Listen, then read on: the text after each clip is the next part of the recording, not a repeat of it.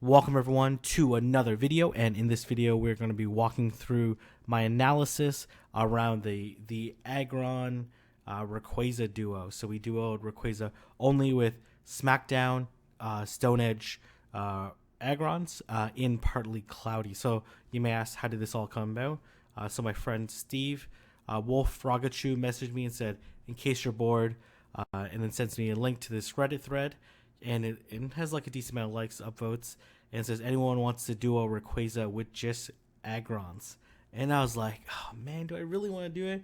It definitely looks possible based off this initial post. Obviously, it doesn't have the moveset selected. I don't know what weather, all this stuff. But based off that numbers, like I probably could refine it and see whether or not it's possible. So I tweeted out gauging how much interest there is, and I said 1,000 likes, but I'm getting 316, which is still pretty good. So I thought, man, there's enough like to at least start talking about it and thinking about it. So I do my own research. I pull up Poke Battler. I go through and find Aggron versus Rayquaza in Partly Cloudy, where I'm using Smackdown, Stone Edge, and the Rayquaza has double flying. And the double flying moveset is double resisted by Aggron because of its rock and steel typing. And its high defense allows it to be very bulky. As you can see here, there's only 9.62 feints, which is a very low amount of feints. And you'll see the time to win is 588.5. So as long as we don't have to relobby, it should be a pretty easy and straightforward win. But there are many reasons why people don't like Aggrons, and it's been the butt of many jokes. So as you can see by this old Game Press guy, he says like, no, like don't use Aggron. You'll see Poke Battler selling shirts, crossing out Aggron, and then this funny graphic that was sent to me says, thank you for all being great raid counters, and says, not you, Aggron. And, there's been really good reasons, because Aggron has historically had a very poor moveset. It often gets auto-selected with a very poor moveset. But against a Rayquaza, like, again, I'm not stuck on historical context. I'm stuck on, like, what is happening right now. With the fact that I got Smackdown, where there's very few Pokemon that have rock fast moves that are as strong as Aggron, and it's quite tanky, so it's a really great TDO option against Rayquaza, because it does resist all of Rayquaza's moves because of its steel and rock typing. So again, Pokemon change with movesets can completely flip. In this case, it made Aggron at least a little bit more palatable against Rayquaza, so it's not as bad as long as it has the right moveset to use against Rayquaza. So, but the challenge didn't necessarily stop here with the actual calculations of it. There was a couple other issues. One, my Aggron team sucks. As you can see, I have 0 Aggrons before I started this potential journey. I do have 300% Aerons, because they were everywhere in Toronto, and then I had like 11 shinies. I had like another Lairon, and I think I traded 2 or 3 of them. So I do have a lot of shinies. So they're not necessarily, good IV ones. I've already checked them. They're all pretty poor IVs. And then the second issue is that in Toronto right now, it's mostly sunny. Every hour of raiding it's been since Rayquaza dropped, not including today, was sunny. The thing is that I knew at 6 a.m. today, based off of my looking at the forecast the previous day, that it was going to be partly cloudy for 1 hour at 6 a.m. So I wake up at 5 a.m. I tell Sparkle Tangerine as well. I'm like, it's partly cloudy right now. Do you want me to come drive to your house? Come pick you up. Let's do these duos. And Sparkle Tangerine, if you know her, she's always down for a challenge. So she wakes up, gets out of bed, rolls into my car, and we have 1 hour to complete this. But before we actually go into the battle, let's actually break down some of the math and analysis to make sure that we could actually go and complete this. So the first thing I need to take a look at is, because I don't have like 6 good IV Aggrons, I have to take a look at what is the breakpoint for Smackdown. So when I take a look, I go to gamepress.com or Pokemon Go.gamepress.gg. Just search breakpoint in online, a breakpoint game press, and it'll shoot you this website. And I just put in the Pokemon that I'm using. In this case, it's Aggron. I just put the best friend boost.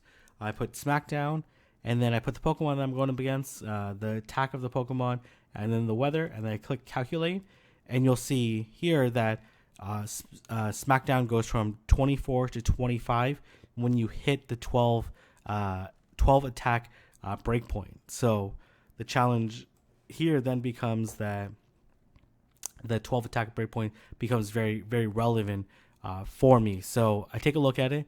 Out of my 11 shinies I have, only 4 have the 12 or higher. I think only one actually had 15 attack, but that doesn't necessarily matter that much. And I actually considered doing the breakpoint calculations, like the bulk point calculations. But the thing is that it takes so many aerial aces to faint down in Aggron that it's very hard to determine, and that becomes not necessarily as important as independent calculation. So what I did, I took to my final step, which was actually putting using my Pokebox. So if you have a Pokebattler account, and again, if you have like one of those donation subscriptions or Patreon subscriptions, you can load more Pokemon. But I do think they allow you to have like 50 Pokemon, I think, or something like that, or 5. I don't know numbers, but you take a look. That allow you to put your Pokebox for free.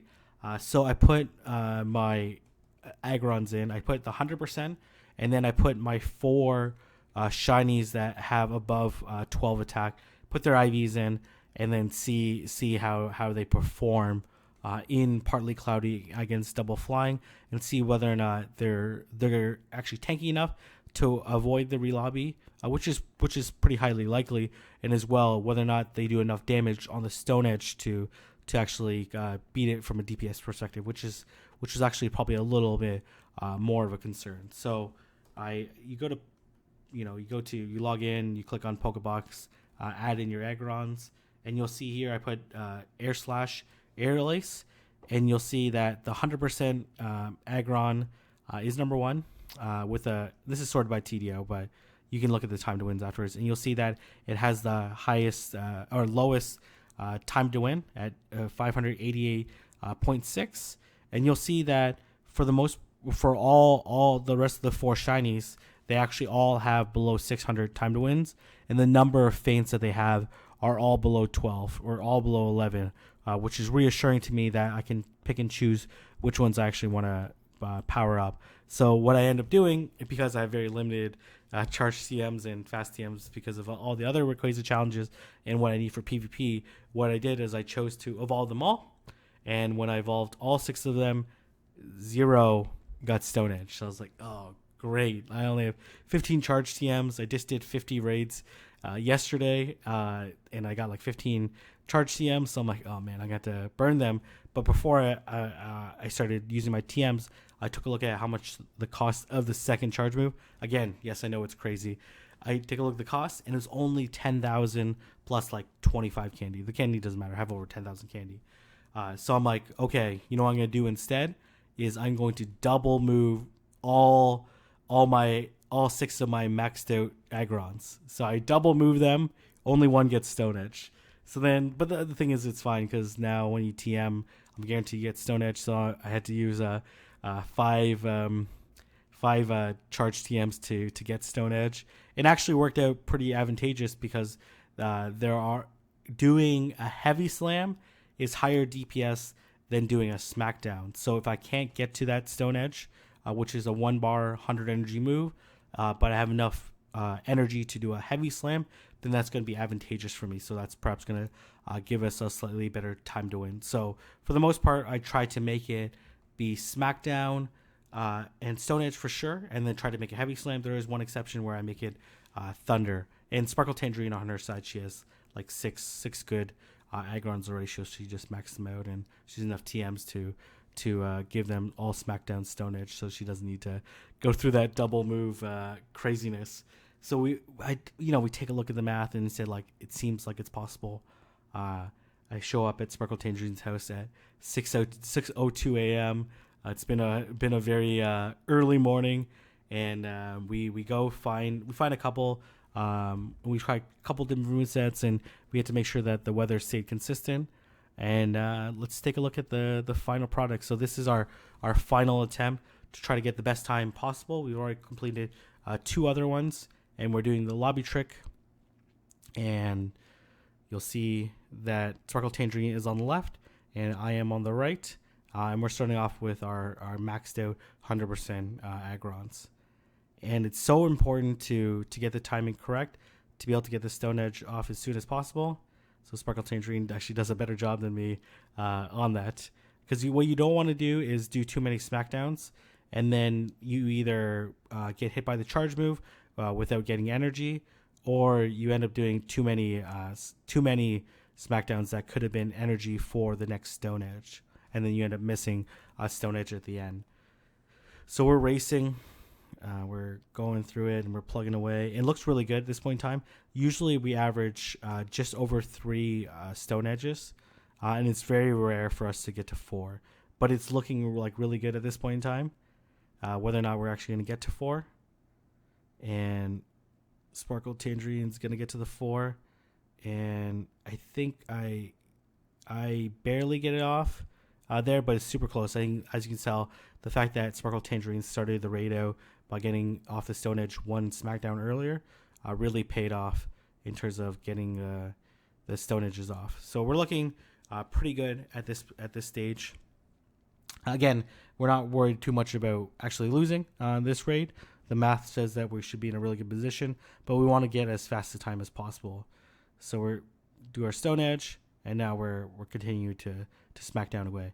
And you'll see at the 100 seconds, we're way deep into the 4th number, which means that we're more than the third of the way through, and we're not going to have to reload because we're only on our 2nd one.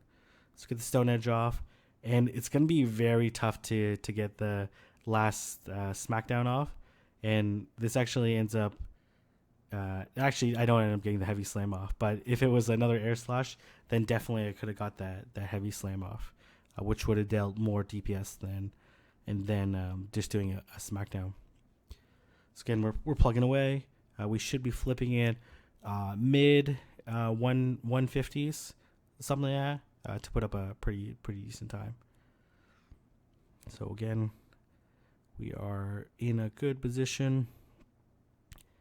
So I'm going to hit the Stone Edge, and when we flip it right after our Stone Edge, but pretty deep into the yellow with the Stone Edge. It's not like the Stone Edge just barely flipped it. It actually, if we did like 2 more smackdowns, then we would have done. So 153 flip, but that's like with so much energy already loaded and deep into the yellow. So we're looking and feeling pretty good at this point in time. And as well, this is our final attempt. So we considered backing out, but Sparkle Tangerine convinced me that staying in was okay, because she did make a good point that we did Stone Edge pretty deep into it. So at this point in time, I'm like, okay, it's very unlikely going to get off the Stone Edge. So I just heavy slam, and that was actually a correct prediction on my part. As you can see, Sparkle Tangerine was unable to get the Stone Edge off. So getting the heavy slam allowed me to output a little bit more DPS. And as you can see, the lower defense is allowing me to charge my Aggron a little bit faster, so I'm slightly ahead of Sparkle Tangerine in terms of energy. But it is 14 attack, which means that Stone Edge is probably doing like 1 less damage on mine. So I get the Stone Edge off, and we flip it around 82 to red, which means we're 3/4 of the way through, and we're about 7 seconds ahead on this time. We do want to do a little bit better than that. So we get the Stone Edge off, and then let's see if we're able to get 1 more Stone Edge. So we're going to try to gamble for it, like paying careful attention. And Sparkle, and I do get off the Stone Edge, and so does Sparkle Tangerine. Somehow she's able to get off. She somehow hit her Siri button. I'm not sure what actually happened there, but it's totally fine. And now we're on to the final Aggron that we need, which is the 5th Aggron. And we're plugging away. And we're looking really good at this point in time. And we both say, like, as soon as we hit the Stone Edge, it's going to be GG. So I hit the stone edge. Sparkle Tangerine hits the stone edge, and no buttons at 13 seconds, and Confetti at 8 or 9 seconds, and we complete the duo. So a lot of fun. Really enjoyed it. Really intense, and to be honest, this was probably the only time that we were going to able to do it within the short period of time that we're going to overlap, because I am going to Pittsburgh tomorrow for a PvP tournament and spend community day there, and then as well Sparkle Tangerine is going to Japan from like the 6th to the 20th or something like that. So then we would only have like a week and a bit window, and then like there'd be like a lot of interest lost at that point in time. There was a lot of hype doing it right away. So hopefully everyone enjoyed this video. Actually, I'm gonna go to the very end to show what ends up happening. I end up catching the Rayquaza. I think I ended up catching it right here, and you'll see on Sparkle Tangerine side, when we went in, it was partly cloudy. We left at 7 o'clock, and it was sunny. So we only had that 1 hour window to complete it, and super happy that we completed. And thank you again, Sparkle Tangerine, for being a really great raid partner. And thank you, everyone, for the suggestions in the comments. And put it in the comment section below what other kind of duos that you want to see us do. And if you could send the sim, that would be even more helpful. And if you like this video, don't forget to give it a thumbs up. Don't forget to share. And if you haven't already, don't forget to subscribe. And I'll see everyone in the next video.